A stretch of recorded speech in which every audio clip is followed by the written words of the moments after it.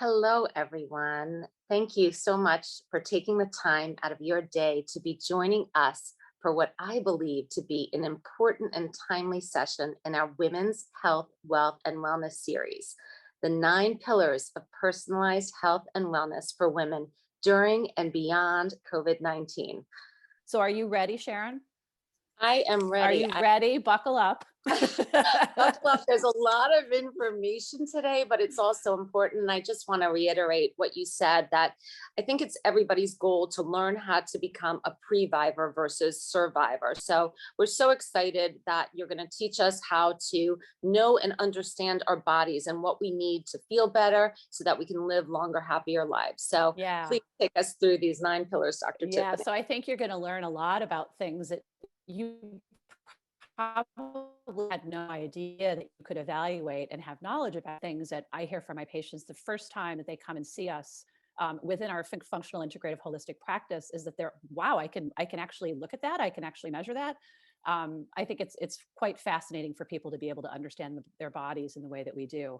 So we're going to talk about a lot of things, and what I want to talk about during this presentation are these 9 pillars. So optimizing vitamin levels, decreasing inflammation, obviously a very important topic, managing cortisol, that chronic stress hormone that's released by the adrenal glands. We're going to talk about that.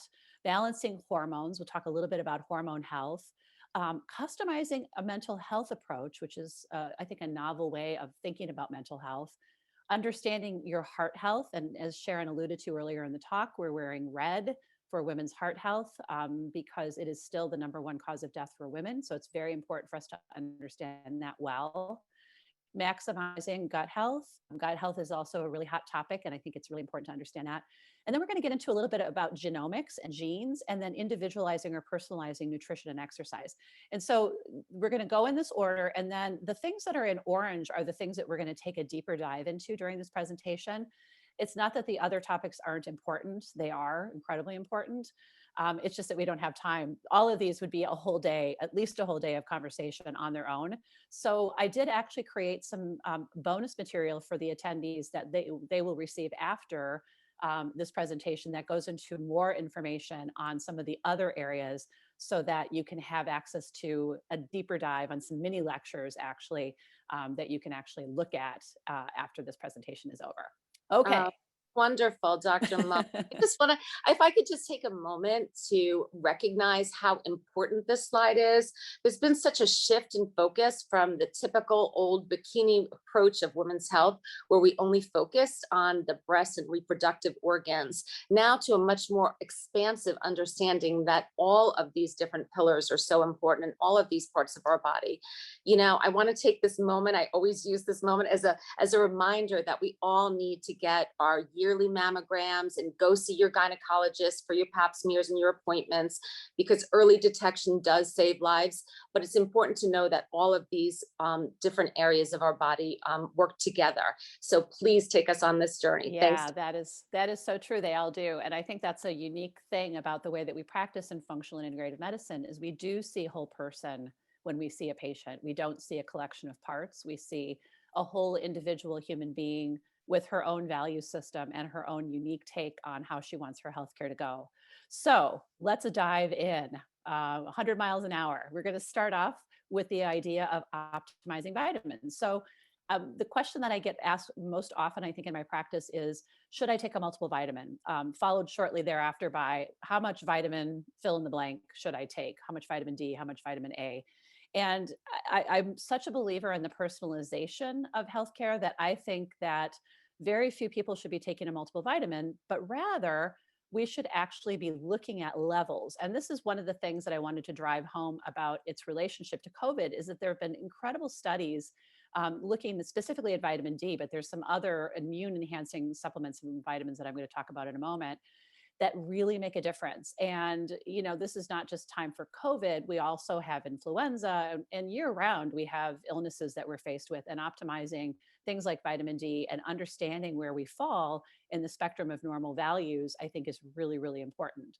So you may not know that you can actually measure a very comprehensive snapshot of all of your vitamin levels, many of them minerals, metabolites, amino acids, all of these things are measurable. And this is a very busy slide, and I'm going to break it down in a moment. But I just think this is something that can simply be done from a finger stick test at home. So poking your finger, taking a blood sample, putting it on a card, drying it, sending it to the lab, and boom, you have all of these levels. So let me show you kind of what you're looking at here. So if you're looking at this test, the vitamin that's being measured is listed out here, and how the measurement is listed in terms of the measurement. And then there is a value that your value is of that vitamin in the blood. So simply you can see green is normal, red is low or high, and then the reference range is listed here. So with not too much difficulty, you could see in this particular case, this particular patient's vitamin A and vitamin B6 were low. And so instead of taking a multiple vitamin and hitting all of these things, which weren't necessary, we could focus on the things that were important for this particular patient to take, and in doses that were actually important for that individual. So I want to talk a little bit about, just because we're talking about COVID-19, and I alluded to the fact that there are some very rock star players with respect to supplements and nutrients that are key to immune function. I mentioned vitamin D, and we often combine it with vitamin K2, helps it behave. Vitamin D's job is to actually help calcium be absorbed into the body, and vitamin K2 enhances that capacity. So around 5,000 international units a day, 4 to 5 is very safe for most people. Selenium in the 100 to 200 microgram range, vitamin C 500 to 1,000 milligrams, and zinc around 30 milligrams. And I show you these particular types of supplements, these particular brands, not because I'm married to those necessarily, but I do think it's important to know that there are differences in supplements. I always like to say the most expensive supplements are the ones that don't work. We really like to use pharmaceutical and physician grade supplements in our practice because we know that they undergo more rigorous quality testing, et cetera. So these are some of the supplement brands that we use in our practice. And if you're not a supplement taker, you might think about foods to support your immunity. Selenium is found in high amounts in eggs, in oats, good old fashioned oatmeal, and in Brazil nuts, which are actually quite a powerhouse of health. Zinc can be found in shellfish, in legumes like different types of lentils and things like that, and then as well as seeds and nuts.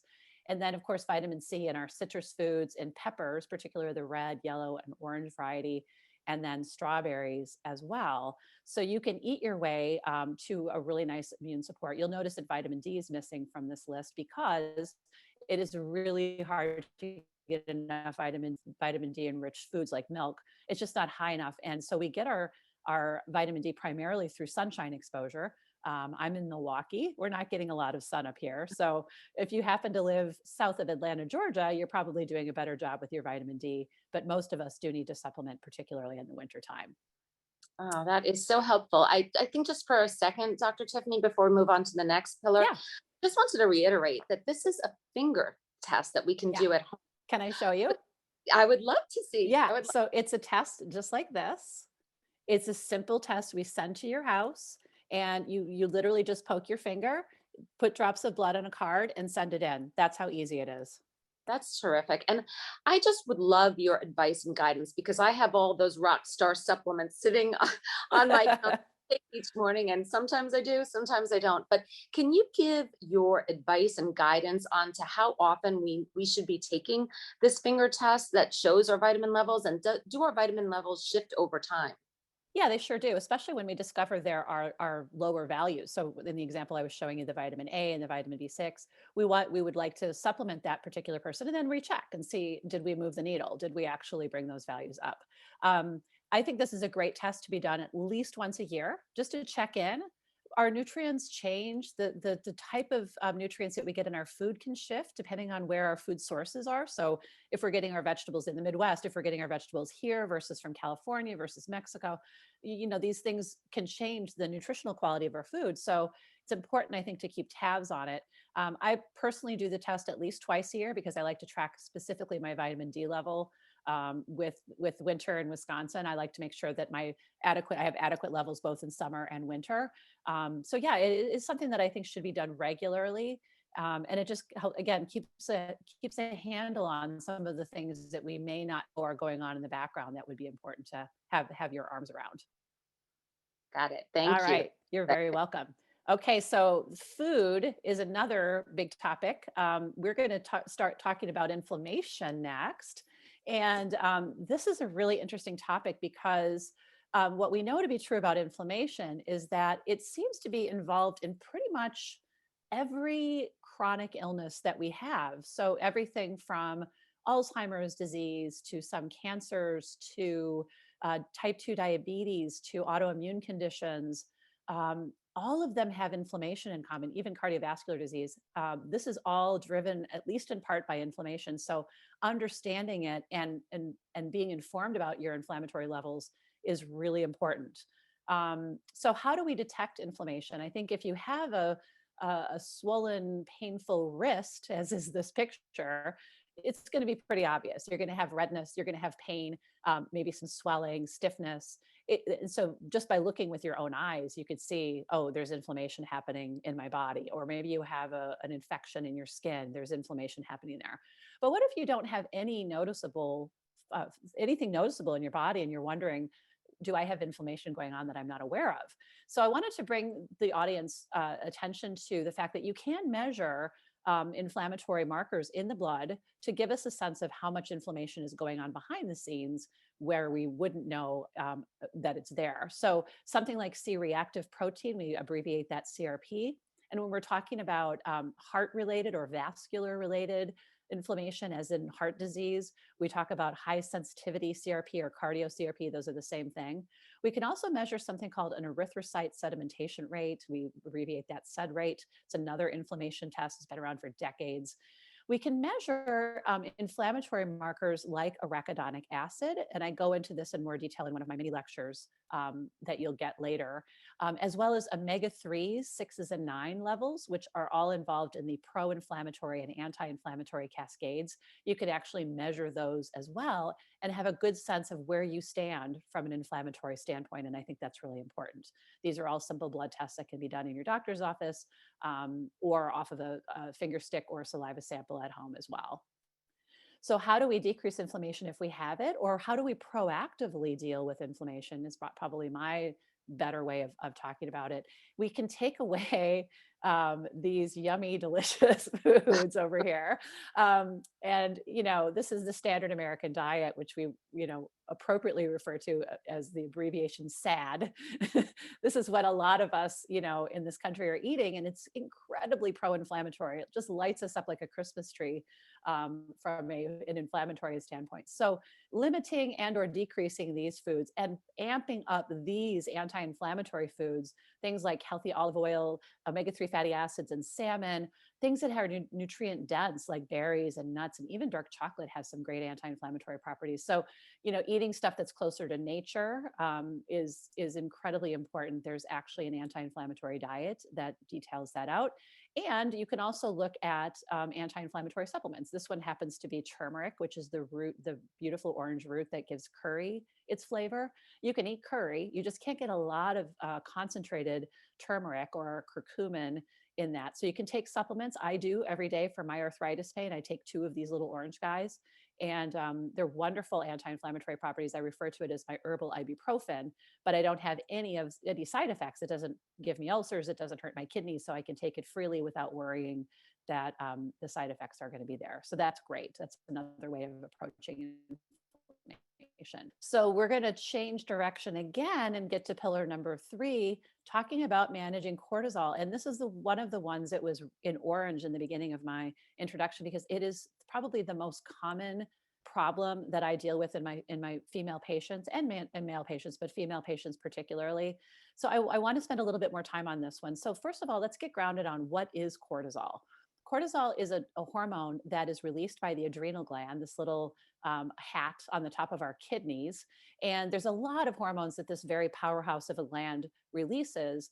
Some of them you might be familiar with, things like adrenaline, noradrenaline. Those are our stress hormones when we are in acute stress, and then cortisol. So let's talk about the difference between these hormones. I think all of us have had moments, close calls, where we've had something, someone jump out and scare us, or something happens in traffic, where we have the sudden release of adrenaline um, from the adrenals. And the purpose of that is protection. So when you release adrenaline, not only do you feel the butterflies in your stomach, but you also, your pupils dilate, your muscles contract, you grip that steering wheel tighter. It's a brainstem mechanism meant to keep us from danger. And it's incredibly potent. It's built in, it's wired. We don't have to think about it. It just happens. And it's a very important mechanism. That's the adrenals working for you. But what about this poor woman who, who all of us, I think, can relate to? I don't have babies anymore, but I have teenagers, so you can only imagine what that juggling looks like. So this poor woman who's dealing with all of these day in, day out stressors, taking care of people at home, working, taking care of aging parents, her own health conditions, the boss breathing down her neck. So what's happening to her is that she's releasing cortisol in chronic stress. Now, cortisol gets a bad rap because we often say, "Oh, it's a bad hormone. We don't like it. It's good for us." But the truth is that stress hormones are there by design, and we actually derive benefit from cortisol. Its job is to decrease inflammation in the body when it's in appropriate amounts. So, for example, if that truck in the beginning had crashed into you, your adrenaline was the first thing to be released, followed by cortisol. And cortisol's job would be to help you mend any wounds that you sustained during that accident. So it's balance that's key. It's not that we're not supposed to have zero cortisol, we're just supposed to have the right amount of cortisol. So, how do we know how much cortisol we have? It's measurable. Ding, ding, ding. It's measurable. So, this is a simple saliva test that can be done at home. And let me walk you through this. You take 4 samples of saliva, one first thing in the morning, one at lunchtime, one in the later afternoon or evening, and then one right before bedtime. And you can see what's happening here is that cortisol is highest about 3 o'clock in the morning, and then peaks when we are getting up in the morning. That's why this value is high. And you're supposed to be in this green zone. Then it really cascades down to this lower point around lunchtime, and then continues to drift downwards, so that by the time we're going to bed, it's really low. And then if we were to follow this out another 24 hours, we would get another roller coaster just like this. So we do have high and low values of cortisol throughout the day, and we call that the cortisol diurnal rhythm. And it's really important to our health. So what happens when it goes awry? As in our woman who's juggling everything. We have a condition that's referred to by most people as something called adrenal fatigue, that has since been renamed to HPA-Axis dysregulation. It's a big old fancy term. HPA stands for hypothalamus pituitary adrenal. Brain glands communicating with adrenal glands, or at least attempting to. And with all that chronic stress, the conversation starts to break down. And how does it break down? In stages, typically. When somebody is in stage 1, they may have a high cortisol level. When they're in stage 2, they'll have highs and lows. And in stage 3, they'll have all low values. And these are patients that feel terrible. They feel like this. They feel anxious, depressed. One of the classic ways I hear patients talk about it is they feel tired and wired. They lay down to go to bed at night, but their brain is going 100 miles an hour and they can't sleep even though they're tired. They may have put on some belly weight that they can't explain otherwise, and so on. You can read this entire list, but brain fog, irritability. These are adrenal symptoms that don't get diagnosed in the traditional medical community and often get misdiagnosed as things like depression, or you just need to quit eating so much. All of those kind of things come to basically these women are hearing these things from their physicians when really there is an underlying cause here, and that needs to be addressed as the root cause instead of glossing over the symptoms and just treating those.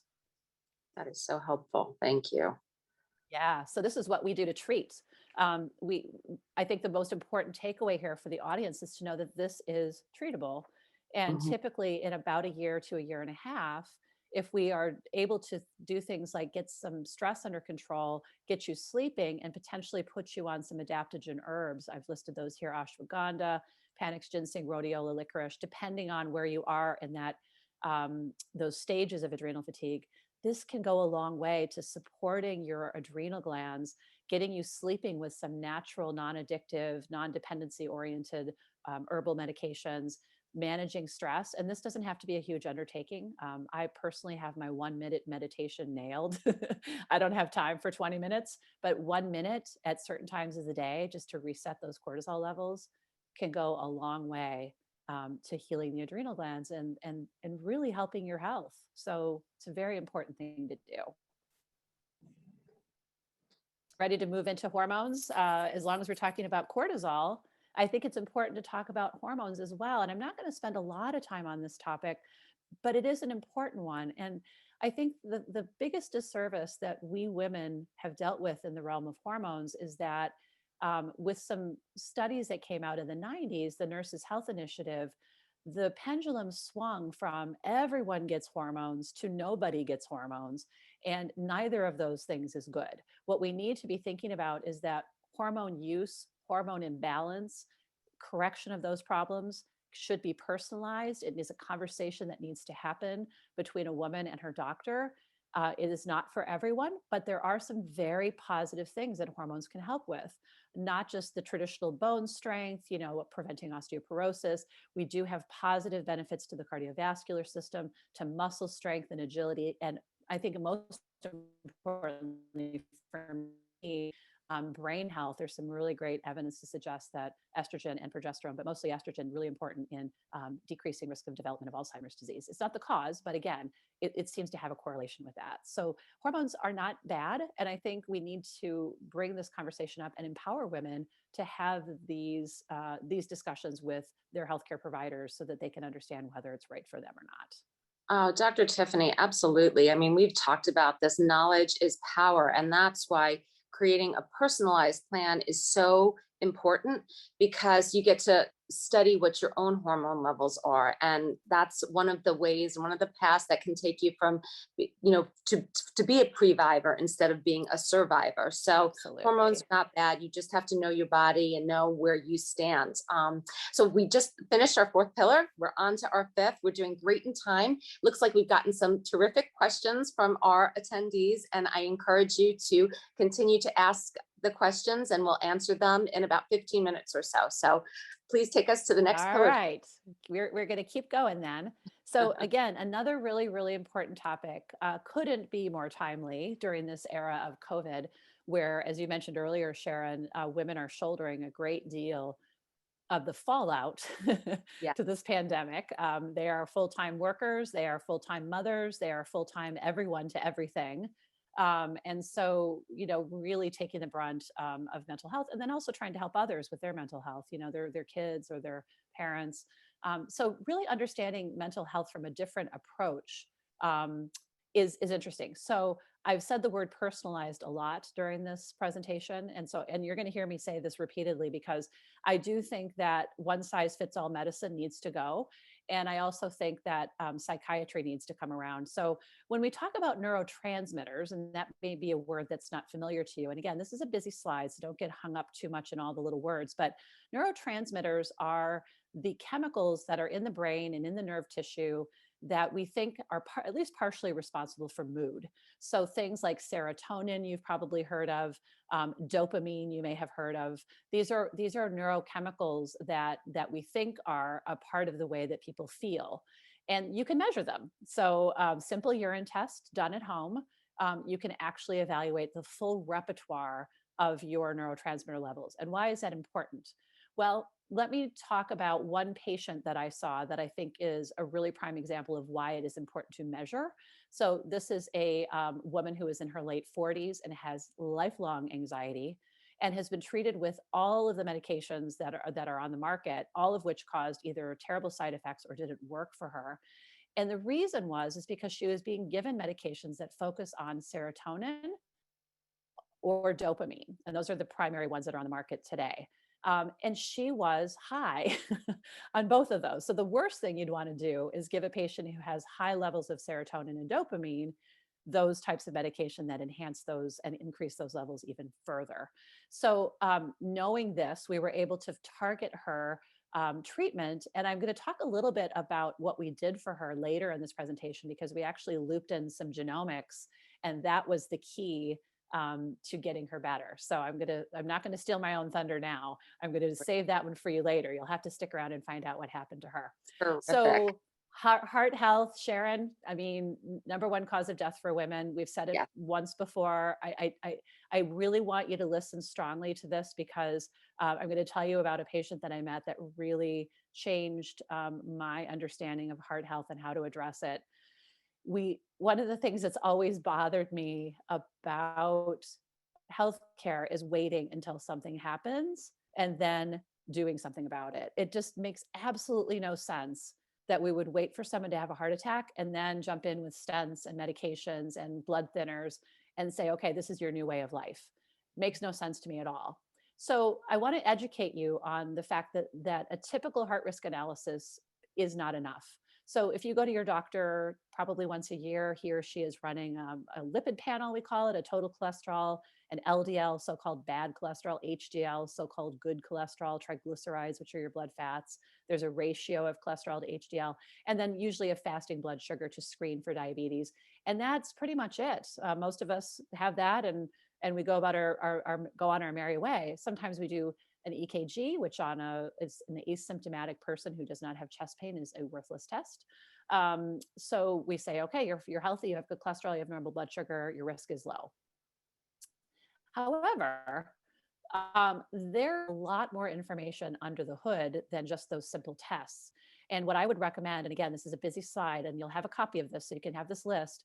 There are ways to evaluate heart health risk even more in more depth. And it's incredibly important to understand that having more information about where things might go wrong, underlying those very simple blood tests that you get done once a year is really, really important, including some of these things are genomics at the very end here. And these are easily addressed. So I think it's important. Let me give you an example about the patient that I was mentioning that really transformed my thinking about this. So she was a woman in her early 30s, very young, and had a strong family history of heart disease. Two of her relatives had passed away from heart attacks in their 40s.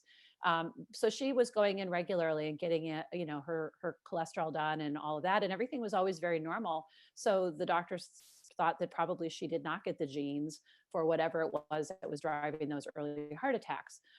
When she presented to the emergency room with chest pain and ultimately had a heart attack, everyone kind of scratched their heads. She actually coded and died in the emergency room, was brought back, thankfully, and went on to have a more comprehensive test, which revealed that she had a very, very, very high level of apolipoprotein B, which is a carrier protein in the blood that transports cholesterol to the periphery and lays it down in blood vessels. So this was clearly her underlying cause of her heart disease, as well as her family's heart disease, probably. And it was missed here. And it was only after she had a heart attack that it was bothered to look for that. So had they known this, this could have been prevented. And that's what I mean by this reactive thing. We want to be proactive, and we want to understand in as much depth as we can in 2021, how much can we know? We all want to know as much as we possibly can. I do. What can I predict? What can I get out ahead of? So it's a really important thing to go request more in-depth testing and understand all of your risks, not just the basic ones. Wow, Dr. Tiffany, thank you so much for sharing that story. I have a question for you. I'm a big Yeah. believer in positive energy, and having positive visualization during difficult times really gets you through. So I recently read an article in the New York Times that said that having a positive attitude and being optimistic is more people that are optimistic are linked with heart health, whereas more people that are pessimistic people tend to be linked with heart disease. Mhm. Can you comment on that and tell us a little bit more about that correlation? Yeah, isn't that interesting? I think that we are still trying to understand what that link is. But you're right. There are people who there's other risk factors, not just pessimism and optimism. We know that depression is a risk factor for heart disease. We know that loneliness is a risk factor for heart disease. So there's something about the neurochemistry of the heart and probably the cortisol levels, the stress hormones that we were talking about earlier, which when they're out of control can be very damaging to the body. We also tend to eat differently when we're happy. We eat healthy foods, instead of drowning our sorrows in Cheetos and wine, my favorite sorrow drowner. So I think it's probably a multifactorial approach, but it's true. And I think cultivating positive mental health and having good sort of stress release practices, whether that's meditation or even just finding time alone or journaling, talking to friends, all really goes a long way. You're That's absolutely right about that. that's so important. Okay, thank you. Yes. We'll go through the next two. All right, we're Okay, closing in we're here. closing it. So we're going to talk about gut health again. Another huge topic. I'm not going to do it justice, this is one of the other deep dives that you'll get in your supplemental material after this talk. So one of the things that we talk about, and maybe some of the audience is hearing about, is this idea of a microbiome. Microbiome is the healthy bacteria, viruses, and fungi. Yes, viruses and fungi that live within us, mostly in our gut, but our mouths, vaginas, on the surface of our skin. We're covered and populated by these incredibly important organisms that we have a symbiotic relationship with. In other words, we can't get by without them. We need them. We have evolved to have them in us and on us. So they're very important. And what we're understanding is that there's actually more non-us DNA in us than our own, which is crazy. It's all of this. There's like four pounds of microbiome in us. So it's important to understand this because it's crucial to our health that those bacteria are in good balance. And it's the diversity of those bacteria that really contribute to that. So when we eat a poor diet or we're put on long-term antibiotics, these very healthy bacteria start to shift. And because they play such an important role in our health and communicating with our immune system in protecting our GI tract, this can be a point of breakdown for people's health conditions. And in functional medicine, we always talk about the gut is sort of the center of the universe. We think it's more tied to autoimmune diseases, pro-inflammatory diseases, all kinds of things originate in the gut. And so I can't say more about how important it is. If you have GI symptoms, or even if you don't, it's worth investigating your microbiome and understanding what to do with your gut. Everything that we've talked about so far really ties back to the gut. It has a role in inflammation. It has a role in hormone production and hormone excretion. It actually is our neurotransmitter production. 95% of the serotonin in our system, in our nervous system, is created by the GI tract, which is crazy. And it's involved in our immune system. So it is the point where we interface with the world. So it is obviously an important part where we would have enhanced immunity. So having a healthy gut goes a long way to protecting us from infectious diseases. So we're getting into the last couple of them here. This is one of my favorite topics, genomics. It is the ultimate in personalized medicine, understanding the role that your genes play in your health. We're getting more and more information about this over time since the Human Genome Project was completed over 20 years ago. We now understand more and more about how our genes impact our health and how we can influence our genes. We can't change them, but we can influence our genes in a positive way. And I think that's very empowering. So let's, without belaboring too much about genomics, it's a rather topic, but I do want to just educate a little bit about what we're talking about with genomics. We have genes both from mom and dad, and they're represented by these letters. They're various amino acids or protein building blocks that come together, one from mom, one from dad, and various points along the DNA and make these ladders. And when one of those shifts or both of those shifts into a different combination, we call that a single nucleotide polymorphism. Big words. So we like to abbreviate it SNP, a lot easier to say. So when we're talking about SNPs, we're talking about changes in individual places along the DNA that can have an impact on one's body functions, and sometimes can be influenced by simply doing something different in your diet, or taking a supplement, or avoiding or taking medications that are more appropriate for you.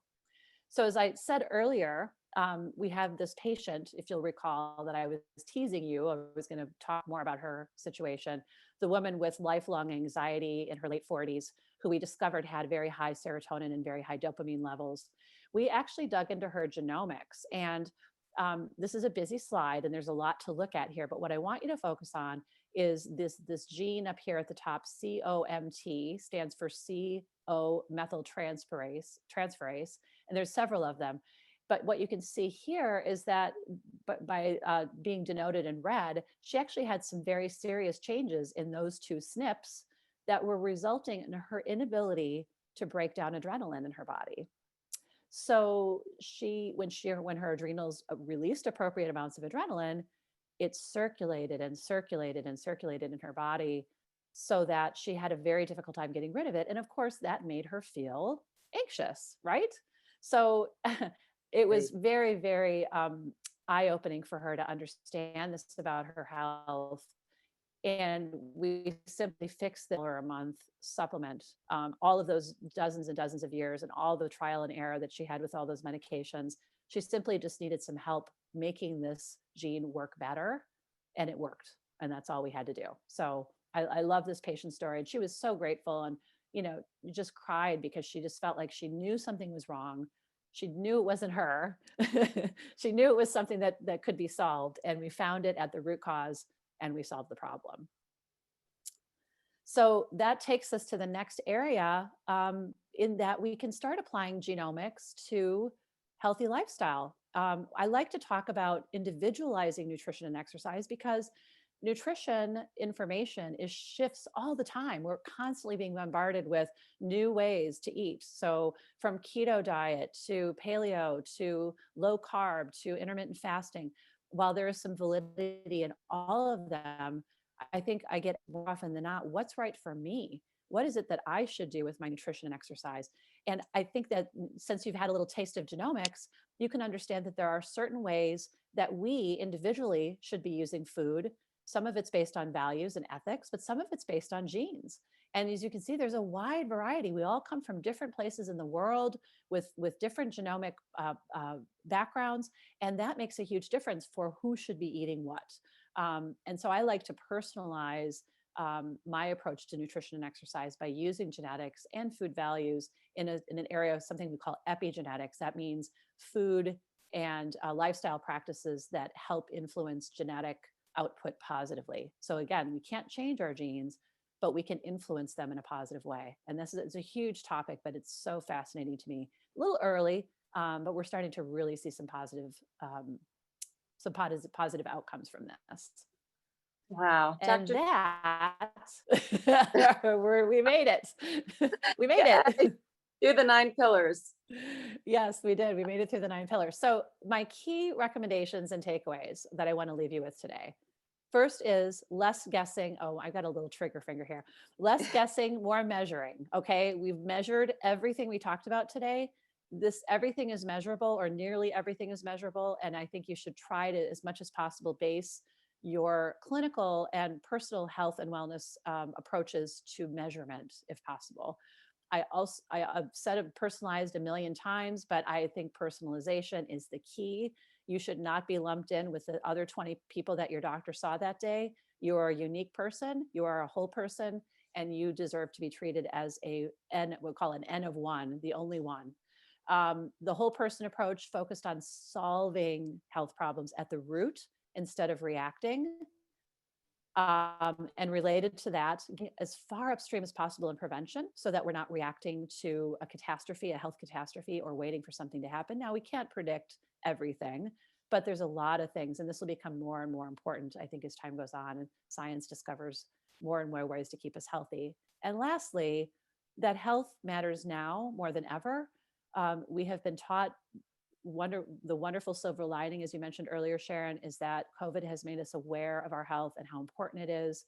And it's not about longevity, it's about health span, not lifespan, health span. How long can we stay healthy? For how many years can we be a healthy, thriving woman? I think that is really some of the things that I've taken away from this pandemic, and I try to pass on to people as a real positive takeaway. So with that, I'm going to stop sharing. Dr. Tiffany, wow. You have me every time we go through this. It's just, you're so informative. Thank you so much.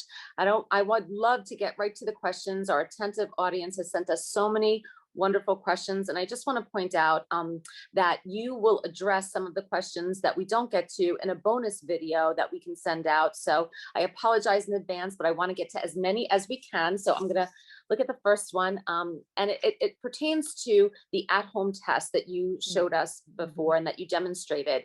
And particularly, the question was, do I do this independently through the help of my doctor? I'm not sure if I'm going to be able to understand the results and what changes I need to make to support my health.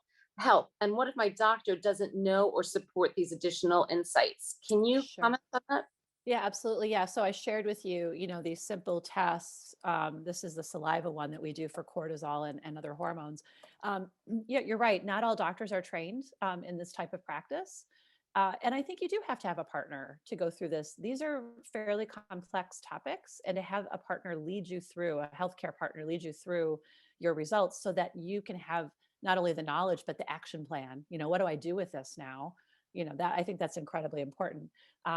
If your doctor is not trained in functional integrative holistic medicine, you can certainly find a consulting physician to augment your care. We do that at Vital Health, and there are many other practices across the country, worldwide, I would say, where you can actually have this type of approach to management of your health conditions, dig into some of these problems, personalize your care plan.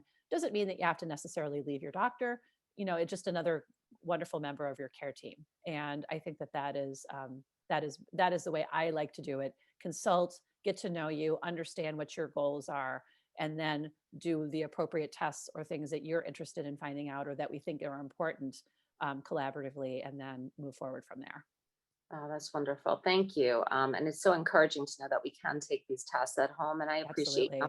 that. And so our next question actually relates to telehealth and telemedicine. And the, you've been in this space before COVID, Yeah. and I you will continue to be in this space long after COVID. And but can you share your thoughts on the expansion and increased adoption of telehealth and how it will outlast the pandemic? I think we all love the idea of moving towards this telemedicine model and the fact that it's convenient, it's safe. We don't have to be in a waiting room filled with other patients that we might be worried about being at risk. And so can you share with us how it works when you need a physical or you need, God Mhm. forbid, to go to the emergency room? How can you work with patients? Yeah, absolutely. So if you don't mind, I actually have something that I think might be helpful. I just pulled it up while we were chatting here, and it's sort of explaining the telehealth space, because I think it's really transformed over the last 20 years. It's been around for a long time, and obviously COVID has really kicked it up, right? I mean, almost everyone has had at least one telehealth experience. The big players in telehealth, I think most of us are familiar with Teladoc, Amwell, MD Live. These have been around for almost 2 decades, a little bit more than 2 decades. And we started to see over the last 10 years moving into the therapy, delivering psychotherapy via video just makes sense even before COVID. There's efficiency here, right? I mean, if you don't have to drive across town, if you don't have to sit in a waiting room, and now concerns about being exposed to certain illnesses, it just makes sense. It makes it a lot easier for people to access care. What's been happening in this space is primarily urgent care. So you would get one of these providers online. You wouldn't have a regular connection to them. You could say, I think I have a sinus infection. Do I have a sinus infection or don't I? Have a brief transaction, and then you're done. That's primarily what telehealth is meant to most of us. But I think where we're moving with this is into a new area. Over the last 5 years, there's just been an explosion of consumer facing and more consumer friendly, patient friendly ways of receiving care. And I think the thing to take home about this is that's relationship based. So instead of that transaction happening where you're seeing a doctor for 5 minutes and receiving an antibiotic, you're actually maintaining a long term relationship with a physician over video over time, and can do that in a holistic way, and can do that throughout your entire life. So you're not changing doctors through every stage of life. You can manage everything from when you're a teenager all the way through your older age. So it's really, really changed the landscape quite a bit about how telemedicine is being delivered, relationship based telemedicine. To your point about being seen in person, yeah, there are times obviously when we have to have people go to the emergency room or urgent care, see a specialist. Can't do everything via telemedicine. The nice thing though is if your doctor is in your phone or in your computer and you're in the hospital, you take them with you. As long as you have your computer, you have access to your physician and they can help you understand what's happening, explain test results for you, can really be an active part of your care team. And care is moving, interestingly, more and more into the home. We have tools that are connected to telemedicine that allow us to look in people's ears and their throats, listen to their hearts. So many things that we can do now at home, including a lot of these tests that we couldn't do 5 years ago. And so that just makes it all that much more convenient and in your control. And so That's right. before I wrap it up, are there any other things that you want to share with us, Dr. Tiffany? Your words of wisdom. I would be so happy to have you here. I hope that you learned a lot and feel empowered to go out and own your health and drive your health. That's what personalized holistic medicine is all about. So thank you so much, everyone, for joining me today.